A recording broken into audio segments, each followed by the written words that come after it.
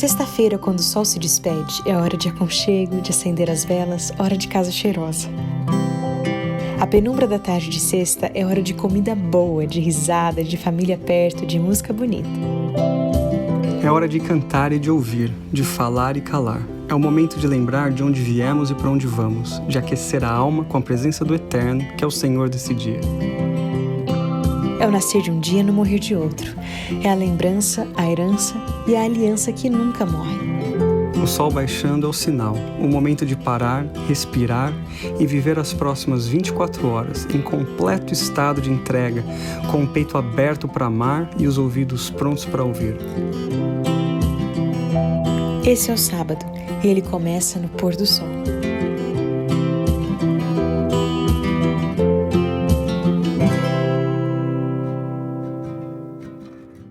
Feliz sábado, bem-vindos a mais um Pôr do Sol, que bom ter vocês aqui com a gente.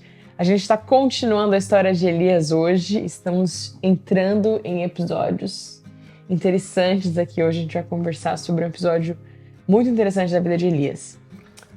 Não sei se você está acompanhando aqui o Pôr do Sol desde o começo, quando que você começou a acompanhar. Inclusive, eu queria saber, escreve aqui nos comentários quando você começou a acompanhar o Pôr do Sol.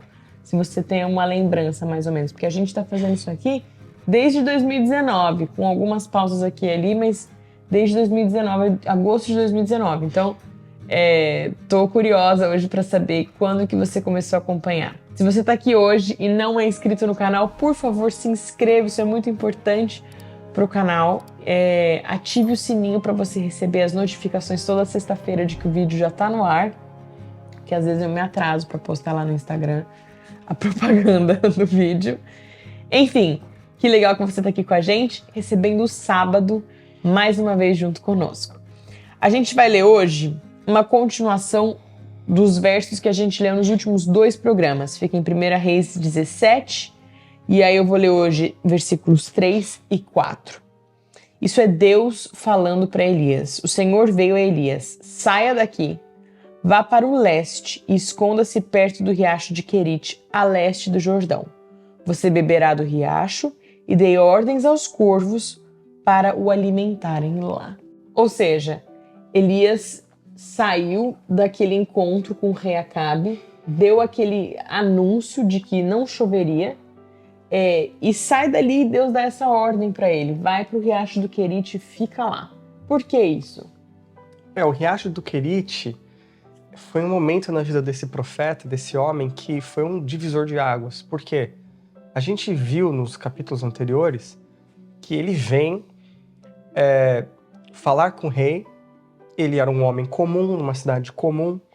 Ele vem trazer uma notícia muito pesada para o rei.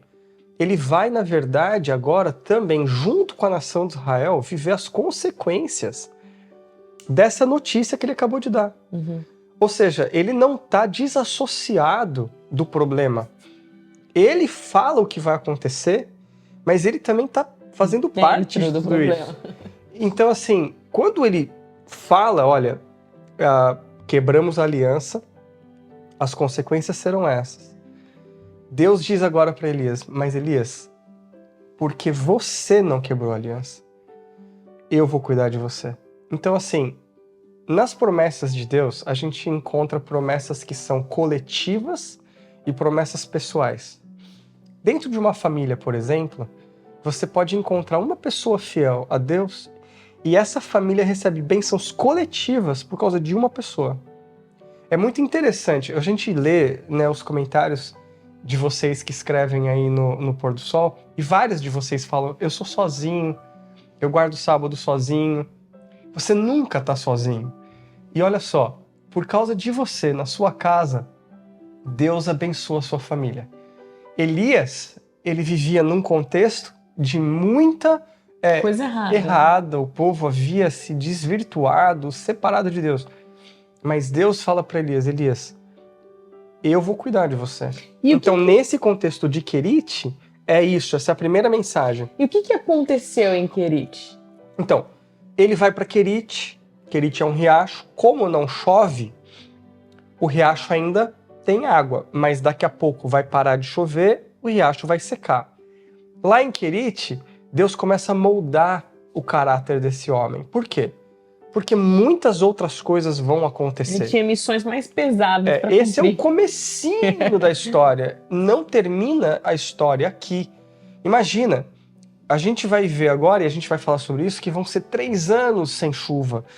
O rei vai mandar várias pessoas para procurar Elias para matá-lo. Depois a gente vai encontrar Elias lá no Monte Carmelo, a gente vai falar sobre essa batalha final. Então Deus precisa agora moldar esse cara. Ele precisa fazer com que Elias, que deu uma mensagem super poderosa, mas ele precisa agora ser moldado. Porque muitas vezes a gente vê o seguinte: a mensagem é perfeita, mas o mensageiro é imperfeito. A mensagem que a gente prega é perfeita. A gente faz o pôr do sol, eu e você. Eu sou pastor, a Laura canta. A gente apresenta a mensagem para vocês. Mas nós somos imperfeitos, né? E por mais que a mensagem que a gente apresente para vocês é a mensagem de Deus, Deus também precisa trabalhar no nosso coração, no coração do mensageiro. Quando ele dá a mensagem era perfeita. Agora Deus vai cuidar de quem? Do mensageiro. Deus precisa fazer com que a mensagem e o mensageiro se aliem, vivem em harmonia. Então lá em Querite, Deus começa a trabalhar no mensageiro. Eu acho bonito que no verso tá escrito assim: você beberá do riacho e dei ordens aos corvos para que eles para o alimentarem lá. Ou seja, Deus suprindo, Deus cuidando. E essa é a promessa, né? Porque quando Deus começa a trabalhar no nosso coração, primeiro ele fala: eu vou cuidar de você.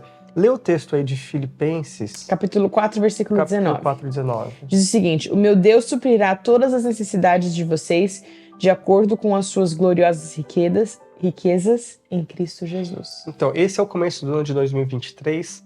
Deus tem um plano para sua vida, um projeto para você. A gente falou sobre isso. Você pode ser uma pessoa comum, nunca imaginou que Deus podia fazer alguma coisa grandiosa através de você. Deus está chamando você, mas Ele vai trabalhar em você. Porque a mensagem é perfeita, mas ainda você precisa ter um encontro com Deus. E para onde Ele te leva? Para Querite. E lá em Querite, Ele começa a provar que Ele cuida de você. Então Ele vai cuidar das suas necessidades. Agora, olha só. A palavra Querite, em hebraico, é a palavra que a gente tem hoje para caráter. É a mesma raiz, é a mesma palavra. A palavra Querite significa cortar, lapidar. Então, a palavra que a gente usa, na verdade, para diamante, para pesar diamante, é a palavra em inglês karat, né?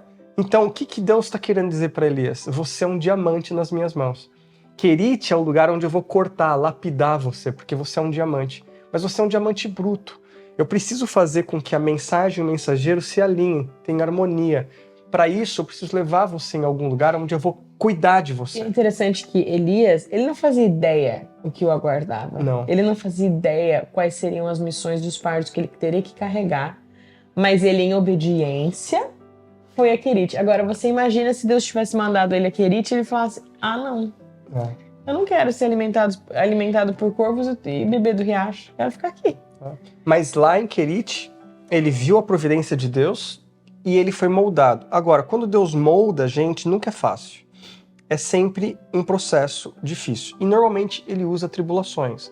Normalmente essa parte do nosso caráter que precisa ser moldada, lapidada, ela passa no riacho de Querite da nossa vida, é um lugar de provação, é um lugar de dificuldade.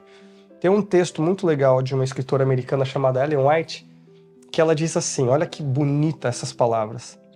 Tá na meditação, página 92, a meditação Minha Vida Hoje, as seguintes palavras. As provações da vida são obreiras de Deus para remover as impurezas, enfermidades e asperezas de nosso caráter e preparar-nos para a companhia de puros anjos celestiais em glória.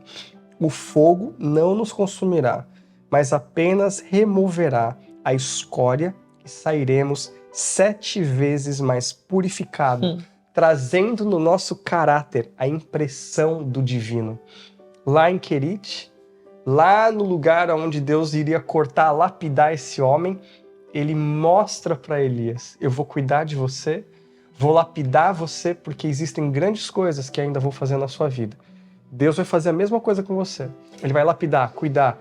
ele vai provar o amor dele por você, mas ao mesmo tempo ele vai precisar tirar certas coisas do seu caráter. A gente acaba se esquivando um pouco quando a gente sente que a gente vai ser provado ou a gente vai passar por dificuldade. Ninguém quer sofrer. Não. Ninguém quer passar por dificuldade. Mas aí vem a promessa de 2 Coríntios 4, versículos 17 e 18. Pois os nossos sofrimentos, leves e momentâneos, estão produzindo para nós uma glória eterna que pesa mais do que todos eles. Assim, fixamos os olhos não naquilo que se vê, mas no que não se vê, porque o que se vê é transitório, mas o que não se vê é eterno. E como isso é difícil. Como isso é difícil, porque às vezes a gente passa pelo inimaginável nessa terra e às vezes as dificuldades acabam fazendo a gente perder a vontade de viver. E aí você vem para esse texto e ele fala, os nossos sofrimentos leves e momentâneos não se comparam com a glória do futuro, a glória do céu. E aí, nesse contexto, a gente convida você a começar o ano de 2023 pensando em como ser um novo Elias, como que Deus pode usar você, como que Deus vai provar para você que Ele é um Deus que provê para as suas necessidades e saiba que Ele também vai moldar você. E mesmo que venham essas dificuldades no ano de 2023, porque elas vão vir, mas nas mãos de Deus essas dificuldades servirão apenas para que Ele possa lapidar você, essas momentâneas tribulações, lapidar você para uma glória eterna. Que Deus te abençoe, que você coloque no seu coração o desejo de servir esse Deus no ano de 2023 e ser esse diamante nas mãos do Senhor. Amém. E que você não se esquive das dificuldades que porventura possam aparecer, lembrando que a gente precisa focar e fixar os nossos olhos no que não se vê. Vamos orar. Senhor Deus, obrigado pelo privilégio de estarmos começando esse ano com o Senhor. Queremos fazer a sua vontade.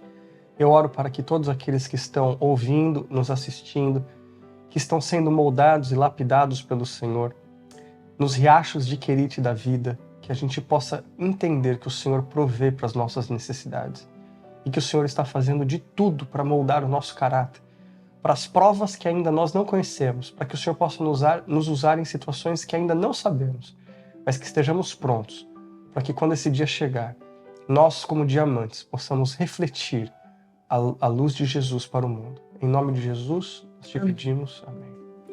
Feliz sábado. Feliz sábado.